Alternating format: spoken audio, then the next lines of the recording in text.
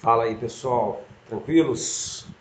Vamos começar um capítulo novo, tá? Seria o último capítulo aí do livro 1, né? E o último capítulo também dessa temática, tá? De relevo aí, né? De geomorfologia, falando agora do relevo terrestre. Nós vamos falar de tipos de rochas, vamos falar de formas de relevo e terminar com a estrutura geológica do Brasil, beleza? Então, capítulo 4, pode por aí, relevo terrestre, certo? E aí, os exercícios são esses. Daqui a pouco eu deixo lá separado o que eu vou querer que vocês façam, tá? Para poder me entregar. Anote aí, né? Quem gosta de ir fazendo, até para ganhar um tempo em relação ao que eu já for passando de matéria, isso aí acaba sendo interessante, vocês sabem disso, né? Mantém essa dinâmica aí para a galera que está fazendo desse jeito, hein? Fechou?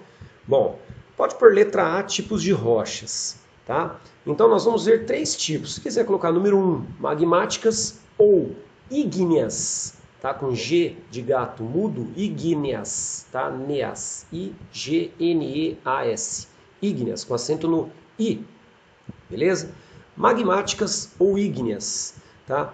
Como que são formadas as rochas magmáticas, pessoal? Elas são formadas pelo magma, óbvio, pelo nome, né? Magmática, tá? Agora, o que acontece com o magma, tá? Elas são formadas a partir do resfriamento do magma.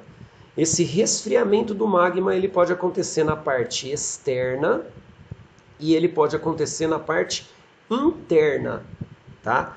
Se ele acontece na parte interna, a gente chama de intrusiva, beleza? Como que é esse resfriamento na parte interna? Concorda que dentro do vulcão a temperatura é extremamente elevada?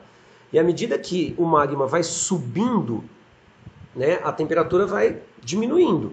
Como existe um resfriamento dessa temperatura, pode acontecer então o resfriamento desse magma, dando origem a rochas, que são formadas na parte interna, por isso intrusiva, tá?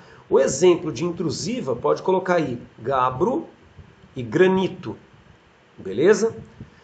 O resfriamento ele pode acontecer na parte externa. Ah, esse aqui seria a parte externa, esse aqui é a parte interna, tá vendo? O resfriamento pode acontecer na parte externa. Se ele acontece na parte externa, é quando o magma ele é derramado, tá? E aí a temperatura bem menor na superfície em relação ao magma vai resfriando esse magma, tá?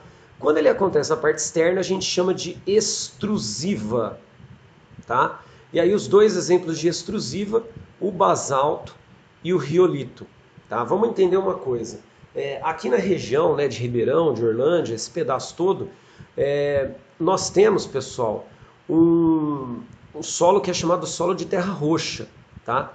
Esse solo de terra roxa, ele nada mais é do que a decomposição desse basalto, tá? Então, ao longo de milhões de anos, né, o basalto ele vai se decompondo em partículas que vão se acumulando na superfície e dão origem ao que a gente conhece como solo de terra roxa, que é extremamente fértil. Então dá até para a gente entender por que uma área vulcânica tem sempre gente morando próxima, né, de vulcão. Vamos falar que todo mundo é louco? Não. Né? Um vulcão ele demora para entrar em erupção, demora às vezes mais de 1.000, 2.000 anos. Tá? Depende aí do vulcão. Agora, os solos próximos, né, numa área vulcânica, eles são solos muito férteis. Então por isso que a pessoa ocupa, né, porque dá para desenvolver uma certa atividade econômica. Beleza? Então os exemplos, basalto e o riolito. O granito, pessoal, e o gabbro, reparem que eles têm cristais, tá? Eles são meio brilhosos, né? Porque eles se resfriam na parte interna, então acaba formando esses cristais.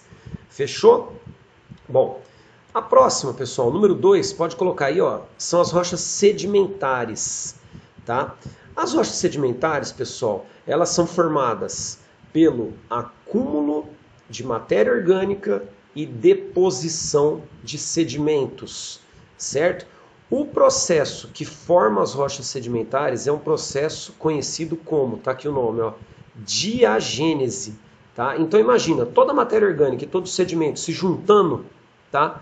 Esse processo de juntar tudo, de junção de tudo, é chamado de, tá aqui o nome, ó, diagênese.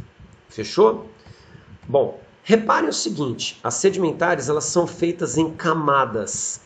Cada camada dessa, pessoal, representa um diferente estágio de sedimentação, certo? Por isso que a gente fala que ela é formada por acúmulo, por deposição, beleza? Essa rocha sedimentar aqui, ó, tá? Esse paredão aqui, a gente chama ela de calcário, é um tipo de rocha sedimentar. Tá? Um outro tipo de rocha sedimentar é o arenito, beleza? Bom, um exercício que caiu no ano retrasado, né, 18 para 19, tá?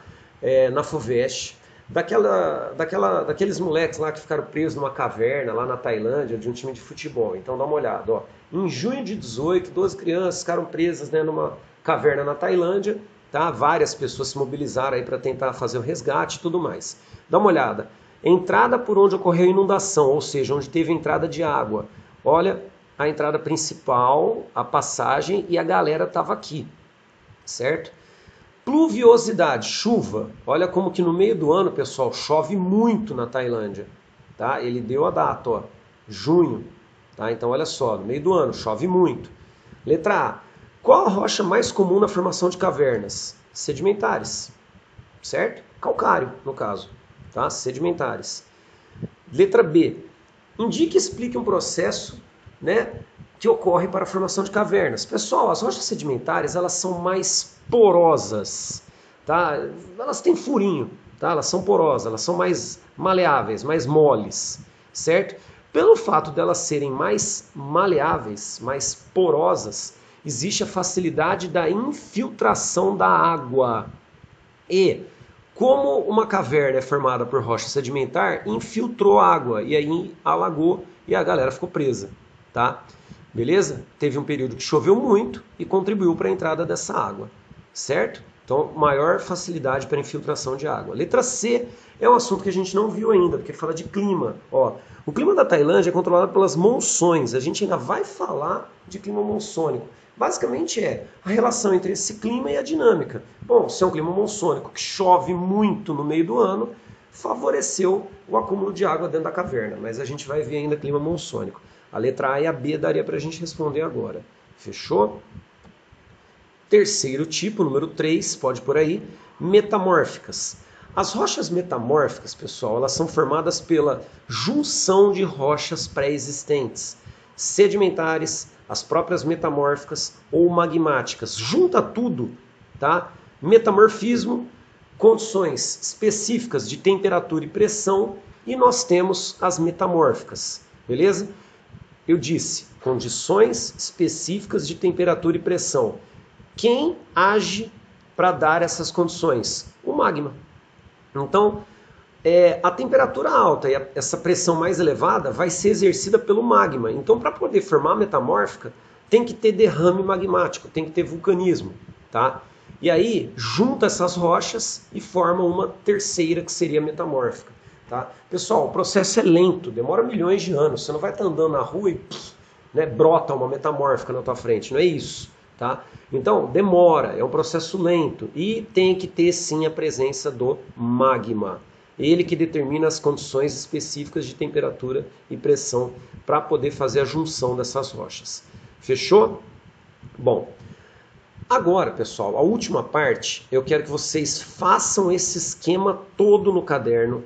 Tá? Vocês vão colocar sedimento, rocha magmática, magma, tá? Rocha metamórfica, sedimentar. Vocês vão pôr as setinhas do jeito que tá. Não precisa pôr esse círculo aqui pequenininho em branco, tá? Faz só as setinhas azuis, essas setinhas aqui, né, em laranjado e esses daqui para colocar rocha sedimentar, metamórfica, né, magmática. Eu vou explicar para vocês agora esse esquema e vocês, depois que fizerem o esquema, vocês vão escrever isso embaixo. Eu vou deixar isso discriminado na atividade, beleza?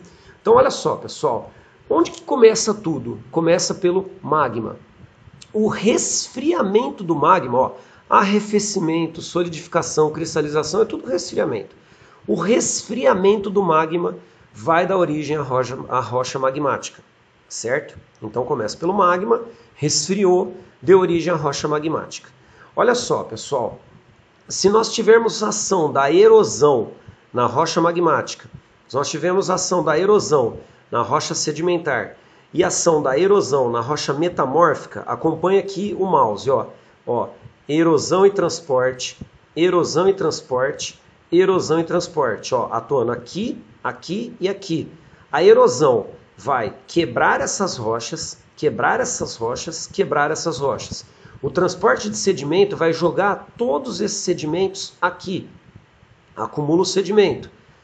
O processo de juntar tudo, lembra que eu falei? Né? Matéria orgânica, sedimento, é chamado de diagênese. Tá? Coloca essa porra aí de diagênese num post, tá? Que seria o processo de formação de rochas sedimentares, a partir do acúmulo de matéria orgânica e a deposição de sedimentos.